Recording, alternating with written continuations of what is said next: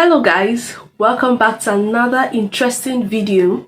Today we're going to be reacting to this very interesting video from this law professor who's going to be asked really serious questions and might not be able to give or profile solid answers to simple questions. So today's video is from Blaze TV.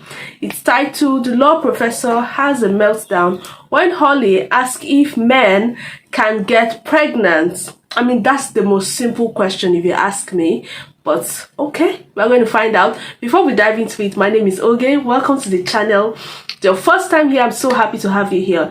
Do want to like, share, subscribe, turn your post notification bell, drop a comment on what you think about this video, and let's dive straight into the video. Bridges, you said several times, you've used a phrase, I want to make sure I understand what you mean by it. You've referred to people with a capacity for pregnancy. Would that be women? Many women, cis women, have the capacity for pregnancy. Many cis women do not have the capacity for pregnancy.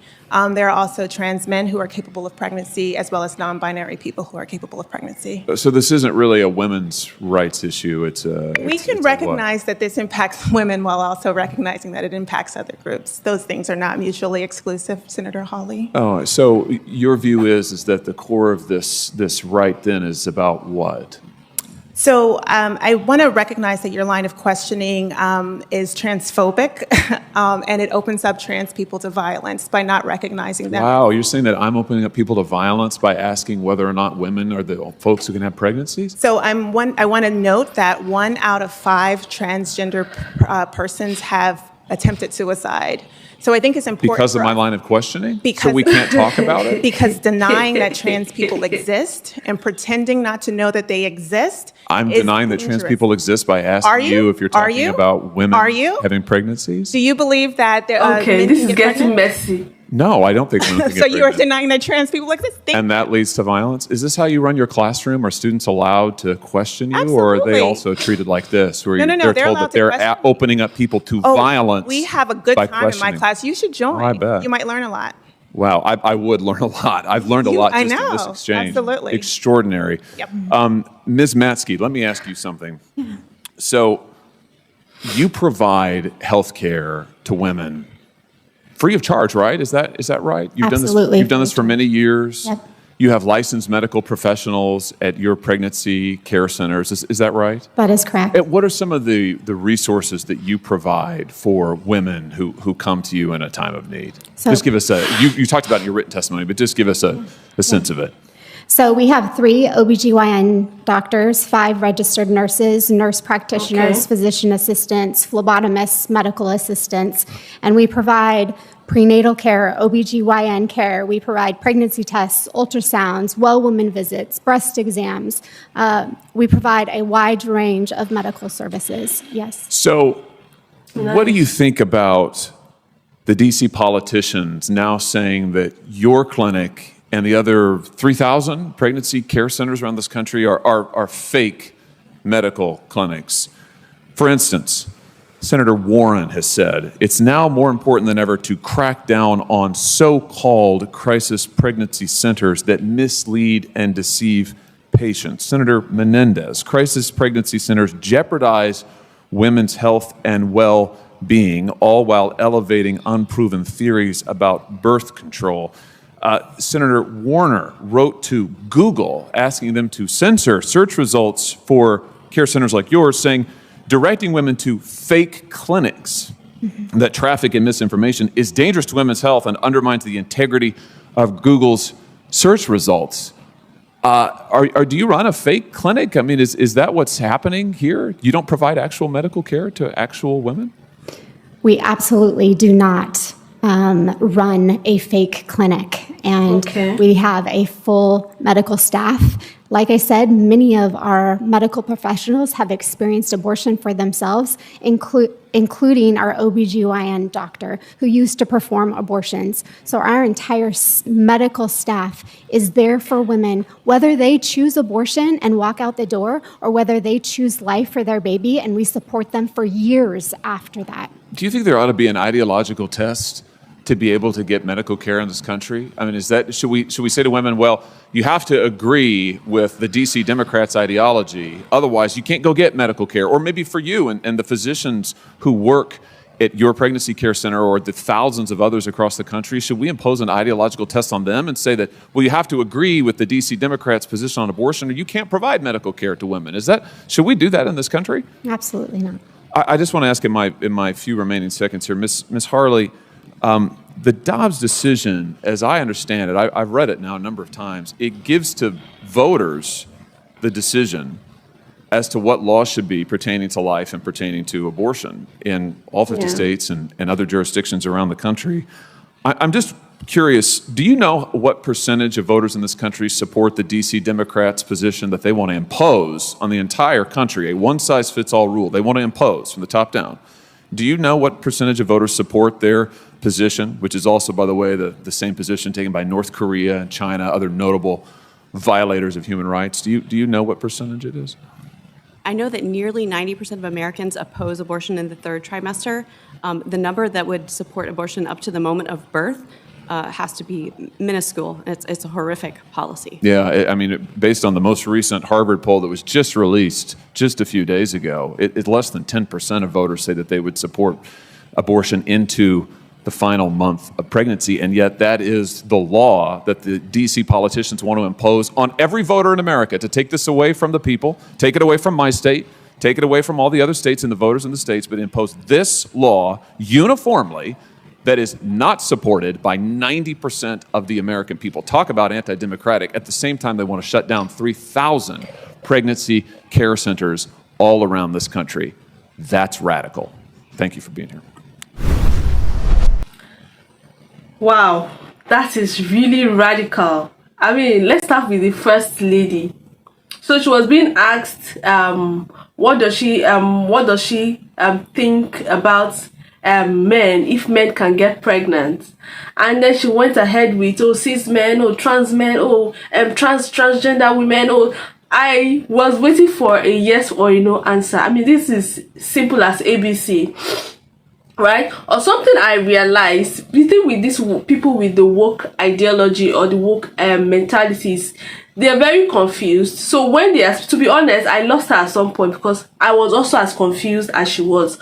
Of course, I know the answer, but I was as confused as because she went ahead. The trans men, the cis men, some of them can get pregnant, some of them cannot get pregnant. You're trying to deny the fact that they don't exist. And it was just a yes or no answer. And then she went ahead to, accuse the man of, violating whatever, yada yada yada. And I was like, oh my gosh, can you just answer the question? Can men actually get pregnant? So what she's trying to say is that some cis men or some transgender men can get pregnant. I don't know. I mean, yeah, there's been this video of this transgender man that got pregnant, like his stomach was actually bulging. We've seen this 1 or 2 times, but I mean, she got really offended by the simple question. It's just a simple question, and that's the problem with these people with the woke ideology or woke mentality. The second woman, the guy was asking, the guy was asking if she runs a fake clinic, right? And then he asked her, what do they do in their clinic? She said they provide proper medical, and they have it's a medical facility for women's health. And she said they run a standard, hospital. They have certified professionals there who attend to women. If you want an abortion, fine. If you do not want an abortion, they help you, they support you, which I think is very good, right? But I mean, they are saying that that her hospital plus 3,000 more are fake, for reasons best known to them. This is radical, like so radical. Then the third woman, what did they even discuss about? That they want to impose, that, okay, how many percent, what's the percentage of people that, how will people actually support the move that supports women to actually go ahead to have an abortion at the point of pregnancy? these 10% people, are they actually men or women? How can a woman actually want to take out the life of a child that is already grown to the point of death, birth? That's a 9-month-old child who has developed limbs, a heart, a heartbeat, of course, a full-blown child. You want to actually abort that child? Why don't you just have the child and then give the child up for adoption or something if you don't want the child? But you can't carry a child for full 9 months. Like, what's the point? Okay, even if you want to have an abortion, right? Maybe 6 weeks. If you say, okay, you want to have an abortion, say 6 weeks. But having an abortion at the point of birth is wild. I mean, it is wild. That's what the DC Democrats wanted to push onto all the states in America. But thankfully, just 10%. But me, I actually want to ask, because this kind of thing actually, it's very weird to me. Like, it's only on American news like this you get to hear stories like this. If it happens in Nigeria, maybe in Africa, maybe just people will not come out boldly to do these things. So they are not things that are actually naturally practiced in Nigeria.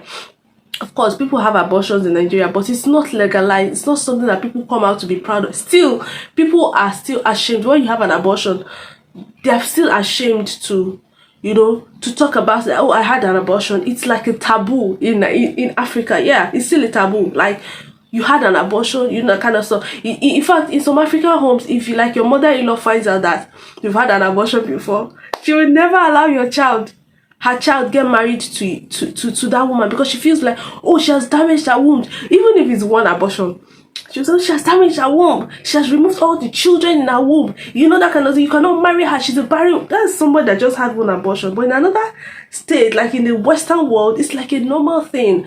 And there's some people that say, oh, you can make. I mean, the woman that runs a standard hospital, they actually perform abortions. Like, you never go to your hospital and say, oh, I want to have an abortion. Like, people looking at you like, what's this? Who is this? Like, you get, so it's not like a normal thing here in Nigeria.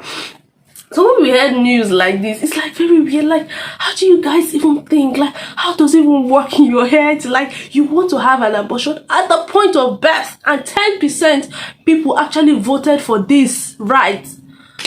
It's wild. It's wild, man. I can't even fathom. Anyway, I'd love to know what you guys think about this. But thankfully, I just want to ask that the fact that, of course, the fact that 10%, of course, I mean, there's a new administration now, right? But the fact that 10% actually supported that doesn't mean that, that the fact that 10% already supported doesn't mean that there is, like, it's a birth, because I feel like it's a birth of a new thing. It's like a seed has been sown, a seed has been planted already. Even though there's 10%, a lot of people will say, what do you guys think? Do you think it's a good sign or a bad sign? What do you guys think about all these stories that have come up? Let's know the highlights, what you think about each of these stories. The first story, if I blew my mind, it's so difficult for her to even tell if men can have a child or not, because she was trying to confuse us. Like, she was trying to confuse us. But anyway, let's know your thoughts in the comment section below. Do well to like, share, subscribe, turn on post notification bell, drop a comment. What do you think about these 3 stories? The first woman, the second woman, the third. The law professor was trying so hard to beat up the guy. She was so furious. Like, don't you dare ask me that kind of question. Anyway, let's know what you think. I will see you guys in my next episode. Bye bye.